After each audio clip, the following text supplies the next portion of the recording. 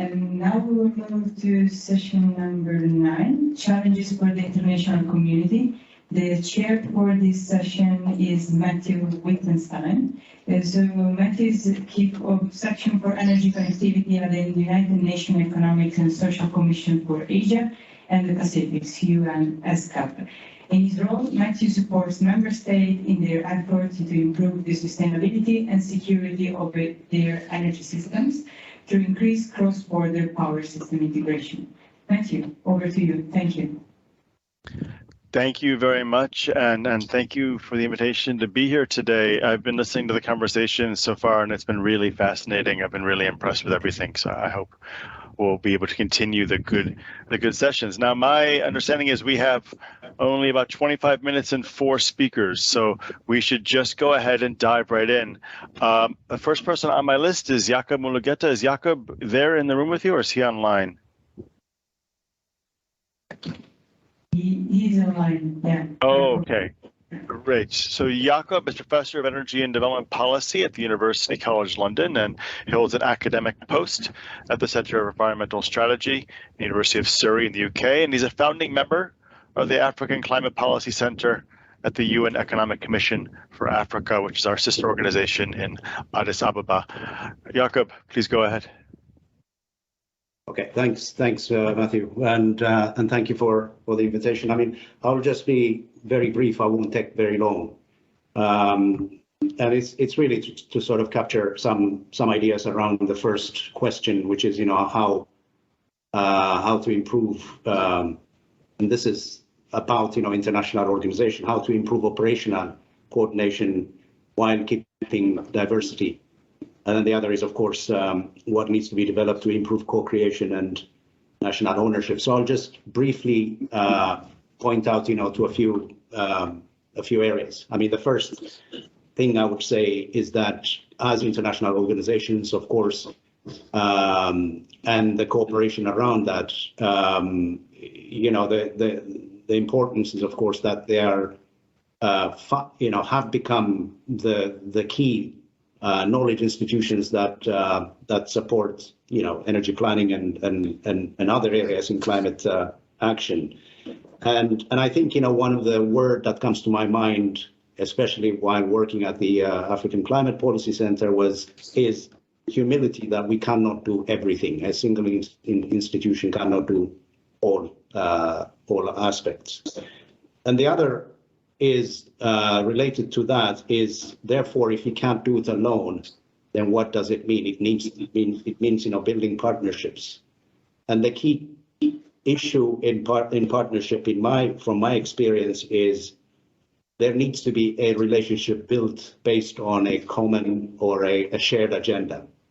And this is not focusing on a specific institutional agenda, but rather the ideas behind it, around which we can mobilize action. It means then also to balance the relation, competition and cooperation in favor of the latter. In other words, limiting competition and maximizing cooperation, I think, to me is pretty critical in trying to improve operational coordination. And more at the operational level, I would say also that there need to be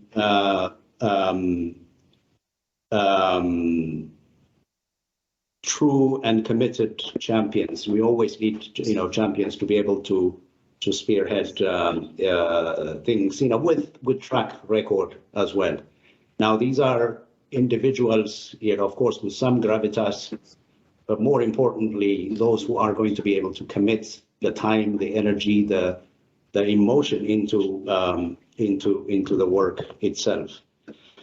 And then finally, on question around national ownership, which is a word or a term that's often thrown around,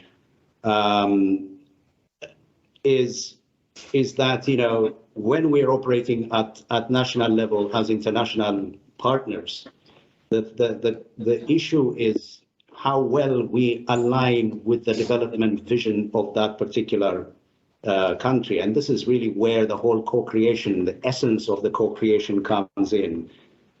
which has to take on board, the kind of the importance and the way in which projects and programs can actually are not trying to create new stuff, but rather to respond to existing plans, existing strategies, and how they would fit in that. But sometimes, you find projects or, that are labeled as nationally owned, and yet they might just be owned by individuals, who may have power, who may have influence in a particular setting, but may not necessarily reflect the development thinking of the country. So that's something, which is worth indicating. And of course, in order to be able for anything to be nationally owned, it has to be sustained internally as well. And here is where a lot of the work that we're doing around capacity building, genuine capacity building based on the objective conditions of particular countries is quite critical. And capacity building not just as an outcome, but also the process of actually building capacity itself is important, because that's what sustains, capacity and capability, not only of individuals, but also of institutions. So thank you, Matthew. I'll just stop here. I think, what I have spoken is somewhat broad, but hopefully useful nonetheless. Thank you, Yacob. No, I think you made some really excellent points. Hopefully we can dive deeper into them during the discussion. But let me turn straight to our next speaker, Daniel Russo, energy planner at the International Renewable Energy Agency in the Innovation and Technology Center there. He works on issues covering energy planning activities in Africa, Asia, and Latin America, with a specific focus on the development of long-term power sector modeling tools, master plans, and capacity building programs in Africa. Daniel, go ahead. I think you got it all, Matthew. Yeah, thanks a lot. Great to be here. Thanks a lot for the great introduction. Really happy to have the chance to speak with everyone today. I'll try to also be a bit quicker, just because I know it's a bit short. So yeah, as Matthew mentioned, I'm here on behalf of IRENA, but IRENA has a lot of different areas in which it works. So you heard from Sebastian earlier, who was working on the data side of things. Emanuele is there with you, who is also going to be speaking in the next session. So I just wanted to maybe, like we said earlier, go a bit deeper into specifically one part of the question, which was this national ownership aspect of challenges that we face when we're doing long-term energy planning and capacity building. So where are we coming from when we talk about this? So IRENA's own energy planning support. We have now a long history, almost 10 years of working primarily in an African context to develop capacity on energy and power system capacity expansion planning. So long-term planning, very similar to what you have all been doing in the summer school these last few days and weeks. And that comes in different stages. So we perform this at the national level, regional level, and most recently the continental level, even working with the African Union to develop their own internal capacity, as well as the African power pools on a continental master plan program. And so we do this sort of thing virtually, in person, and we use the message software, which is also used by the IAEA and many others, and our own modeling framework around that to do that work. And so what are the goals that we're looking for when we're thinking about national ownership of this type of capacity building? So it's, number one, exactly making sure that the skills and the processes are fully owned by the government themselves, that it is not just an external actor that's providing this on an ad hoc basis, that the methodology that's being used is transparent, and this was also mentioned many times before today, is that we're also using robust data, so accurate and helpful data. And from our experience so far, what has actually been working to build national ownership of these processes. So as Yacob just said, it's really institutional capacity building that we try to focus on. So beyond just a single workshop or just a single person, those things are very useful. And I think they can be very helpful. But what we found is that if we have a program for over the course of 9 months, 1 year, 2 years, that's where you really start to build engagement and build ownership, and not just necessarily in one official institution or one ministry. What we try to do is bring in multiple planning stakeholders across different ministries or institutions, and especially the ones who actually have real responsibility to do the work. Because we've found in the past that you can have a lot of good engagement, and then by the end of the program or end of the work, it turns out that the actual planning that's done could be done in large part in a completely different ministry, a different agency. And so that's very important to establish up front on the international agency side.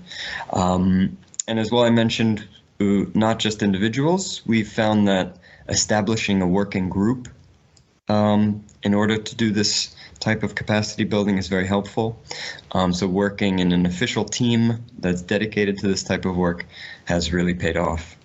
And so in addition to that, those institutional aspects, we've also been disseminating the types of tools and data that my colleagues have shown here as a starting point, just having those available immediately, and bringing in other countries that might be facing similar issues in the region. That's also helped in exchanging good practices, peer-to-peer learning. We found that those relationships have actually continued after our programs sometimes. And so beyond also just our own capacity building work, we also, IRENA has what's called the Long-Term Energy Scenarios Network, which is a place where we get some more insights into what's been working in terms of building long-term energy scenarios, developing them, using them, and building the capacity to do those things. It has 26 government planning institutions that are members and 11 technical institutions that are supporting governments in creating scenarios. So we'd really encourage people to look into this. And I just wanted to finish by looking at some specific findings that we've managed to get from a recent webinar series that we've done in the Long-Term Energy Scenarios Network. So there are dozens and dozens of events and webinars and bilateral workshops that have been done as part of this network, but this is the most recent work that we've done. We have links to these webinar series in the presentation, so we'll make sure to share that afterwards. But we've had the members and the partners from the countries themselves share their experience in how to develop, use, and build capacity for scenarios. And then most recently, we've had Latin American regional webinar series and an Africa regional webinar series. And in total, this is something like 50 countries as just part of this webinar series who've been sharing the most effective ways that they found to build scenarios and really to have the capacity in their own governments to own them. And so just quickly to take a look at two things related to national ownership of this type of work. One of the interesting things that we found is there's a big difference between insourcing and outsourcing energy planning capacity. And this is actually one of the things that we find is quite useful for governments to really think deeply about first and understand the model of what they're trying to do when we're talking about national ownership. Because there are differences you'll see here. I won't go into all of them, but differences in the level of government involvement, scenario diversity, how many different scenarios you might have in these two approaches, the quality of results, how quickly you can respond to changes in the environment, transparency in the data, the cost, of course. And what we found for both types of approaches, there are certain keys for success. So on the insourcing side, it's really important to have a good quality assurance. We found some governments do this through engaging with academia. I mentioned before, having a dedicated agency or a dedicated team to modeling and scenario building was a common aspect that made for good results from national ownership of energy planning. And setting up an institutional process for regularly updating scenarios, that was also key. And then on the other hand, outsourcing your scenario development, if you're a government agency, we found that it was important to have the capacity to understand the modeling results themselves, have full disclosure of the data that's used, and also still have access to high quality research institutions who can perform this. So I think this is I'll end a little bit early because I think I'm a bit right on time. But just to say that either of these approaches are not necessarily one is better than the other. We see that different countries take different approaches. Some might even have a mix of insourcing and outsourcing capacity. But the key is to just have a good governance structure on whichever is chosen. So yeah, that's a quick look at maybe some more detailed aspects of the national ownership part. Feel free to take a look at these reports afterward if you're more interested. Happy to get into it too. Thanks. Great. Thank you so much, Daniel. Really excellent. Let's move on to our next speaker, Tom Alfstad. Tom is an advisor for sustainable development strategies with UN DESA. In his role, he supports the integration of quantitative analysis and modeling into national planning and policy formation in UN member states. Tom, please go ahead. Thank you, Matthew, and hello to everyone. It's a pleasure to be able to join you from rainy New York today. Yeah, so I wanted to focus then, well, as you just heard, my role is to try and support countries, include modeling, like the type you've been doing, into policy formulation processes. So I wanted to reflect a little bit around how we kind of pursue that, and also what the role then of the international community and communities like the one we have here can actually be part and support that process. So I think analysis in this respect can be done, at the various stages of a spectrum. So you can have, academic work that is done in isolation from any actual policy process, which has some advantages. For instance, that it can be completely independent, and it can kind of be sort of undisturbed by political consideration. And on the other hand, you have then analysis that is very much integral or part of a planning process, and I think it's very important to have both.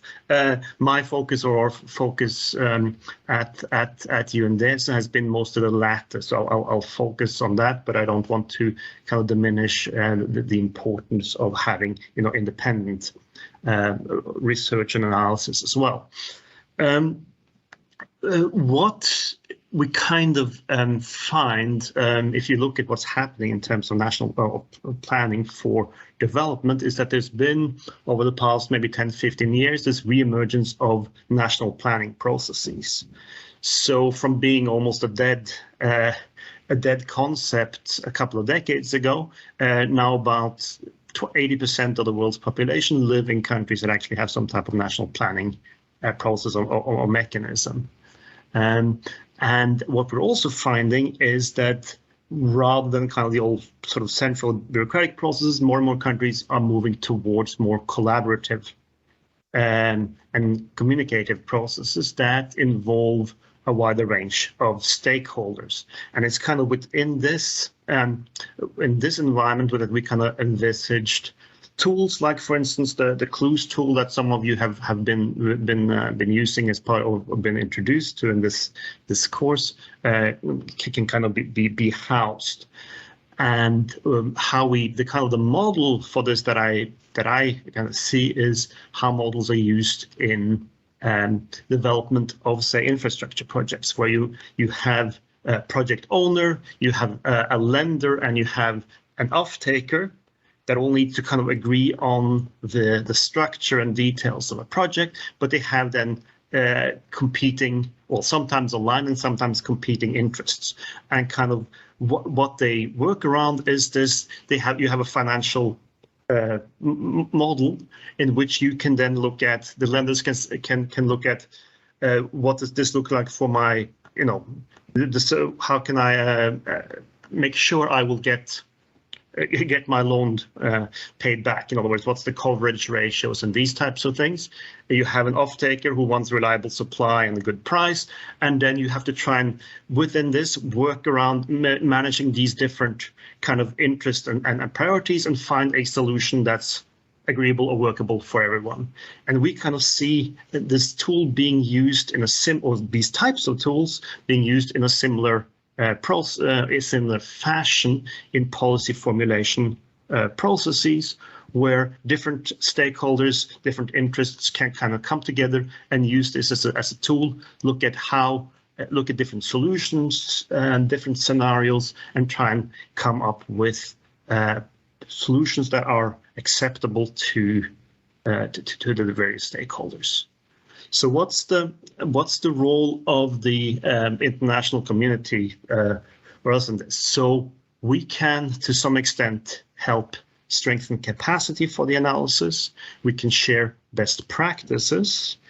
We can, including for institutional arrangements for this type of thing. So how we work together, not just necessarily just on the modeling, but institutional arrangements, and to some extent, organizations like the UN can also convene and facilitate discussion among stakeholders.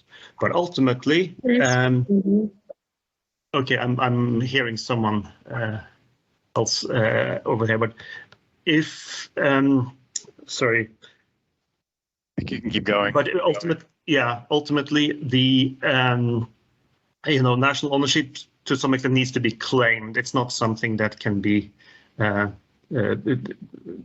we can ultimately. So, but it is obviously very important for the long-term sustainability and value of the analysis that ownership is in place. So, thank you.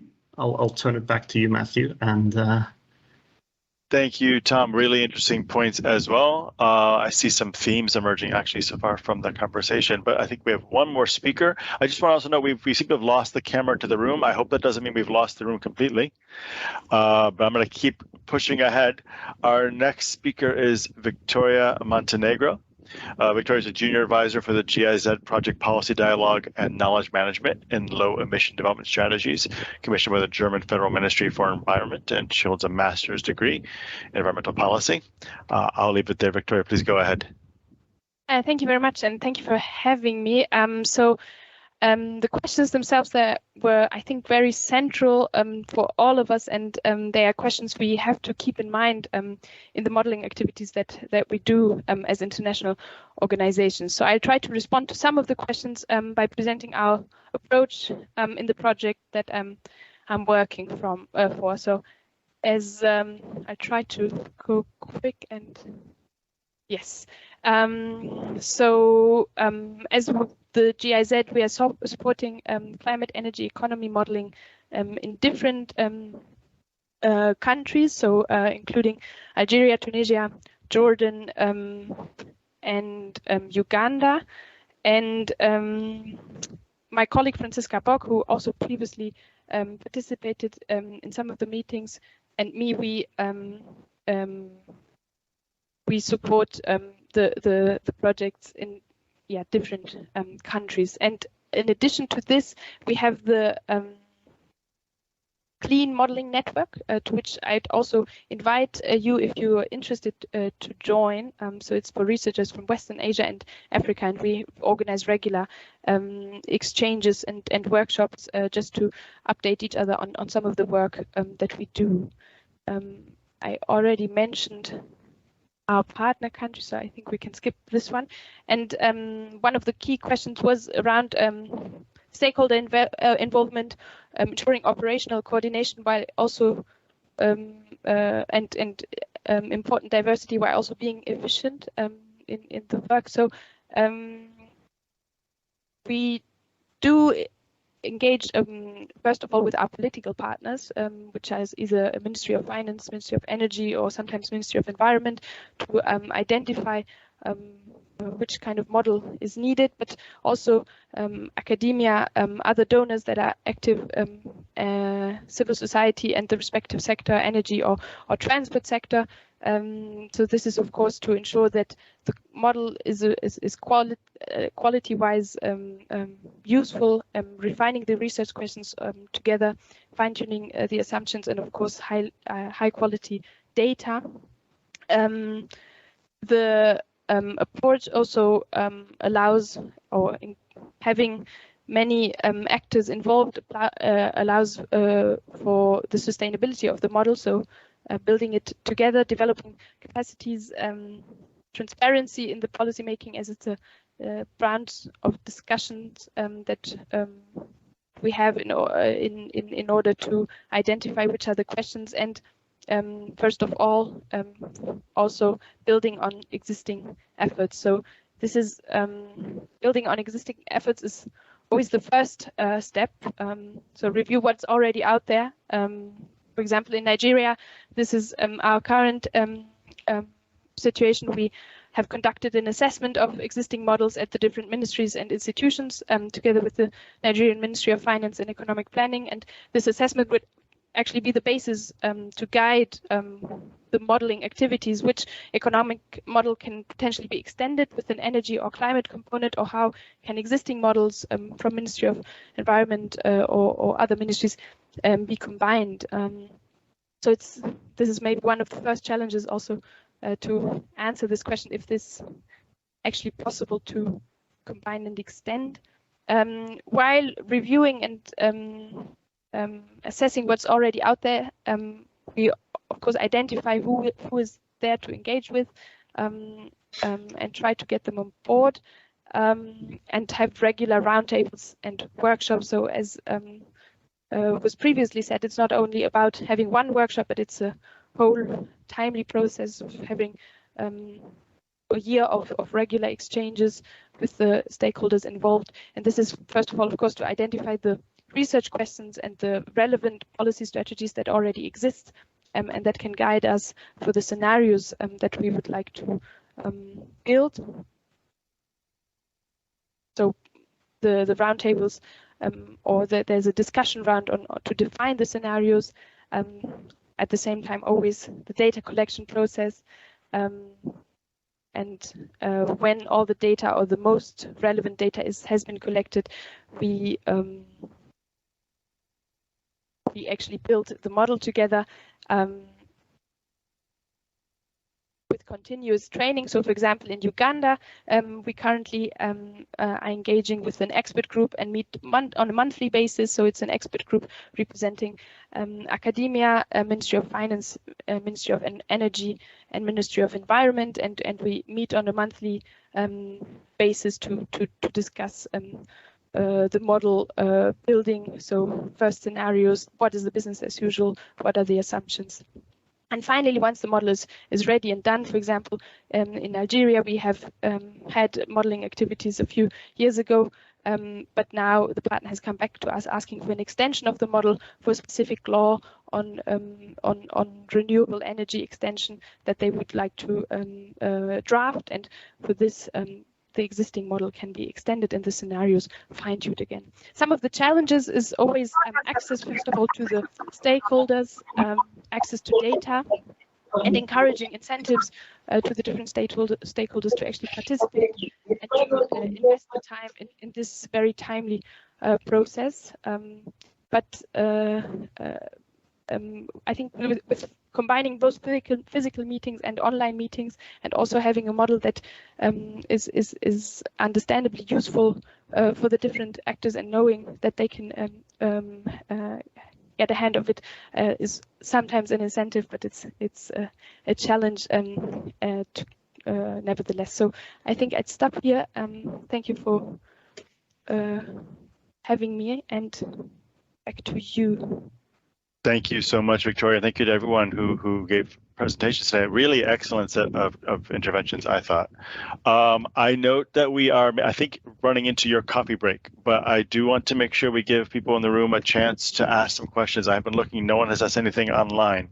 Is there anything that anyone is burning to ask? I certainly have lots of questions, but I don't want to be taking up time from the folks who would benefit most from asking their own. So I'm assuming that means no.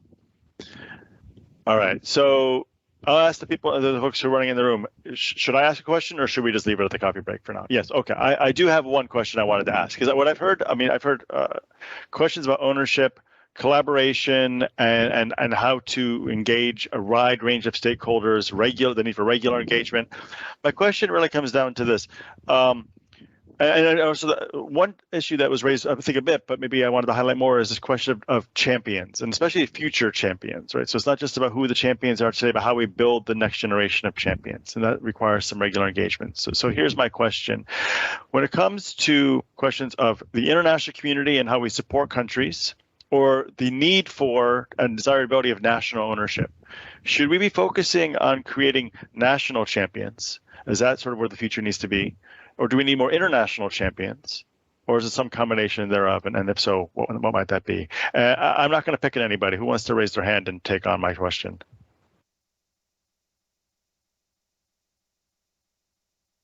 I might pick up. Daniel, go ahead. I'm glad to start. Yeah, no, I can be pretty quick and give a concrete example too. I think just from this year is a good question. And we found that, so when we did our capacity building programs, and it's nice that we have Tom here and also Victoria from GIZ. So we do work quite closely with them and other international organizations who are doing this capacity building. And one of the nice things is that if there is someone in a program who's done a really good job, has done really well, is very interested, we often highlight them to other organizations who are maybe having a complementary program or continuing capacity building the next year.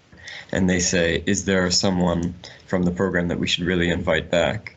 And that's actually worked really well, because a few of the people that we've highlighted have now become sort of de facto focal points for making sure that the capacity building done by different institutions is well coordinated in the one country. So even if it's just one person, sometimes just having that one person who knows all the different activities going on has been a big help. So that's just one thing I would say. Thanks, Daniel. Appreciate that. Anyone else want to add anything on that point or a related one? Yacob, go ahead. Yeah, that's a really good question, Matthew. And I think we do need champions both at the international and national front, and for different reasons, I would think. The international champions in many ways, perhaps, links with what Daniel has been saying, in terms of becoming kind of brokers of knowledge and be able to, to deliver a long-lasting type of a program. But the national champions, for me, is not just about a particular project or a set of activities, but it's something, where a national champion actually builds on additional or begins to unpack, some of the additional gaps that exist. And I think, there are different types of champions that we need. But for me, if you want to sustain a program, not just a particular program, but also to be able to generate new knowledge and new questions. You do need those national champions. Thanks. It's a good question, really good question. Thanks, Jakob. I'm conscious of time. Victoria or Tom, do you want to add anything to that? Yeah, I mean, just very quickly say that I absolutely agree. You need both, and yeah, you try and I suppose supposed to provide as much support to them as you can, and also having some type of providing events such as these that they can participate with, and also maybe even be used as trainers in these types of events. I think it's a helpful way to maybe try and build something of a community of these. And I suppose, you can be a champion both nationally and internationally, I suppose, or an individual can be. It doesn't have to necessarily just fall in one of the categories. But yeah, someone to push these types of international events, and as well as someone who can really claim that national ownership locally as well. So thanks. Great, thanks, Tom. Victoria, any thoughts? Not to put you on the spot, but I want to give you a chance. No, thanks. I agree that both is needed, both national and international. I add anything. Great. All right. I think we can leave it there. I wish we had more time, but this has been a great conversation. So thanks so much again for the opportunity. Thank you to all the speakers. Please give them another round of applause. And I'll turn it back to you in the room. Thanks.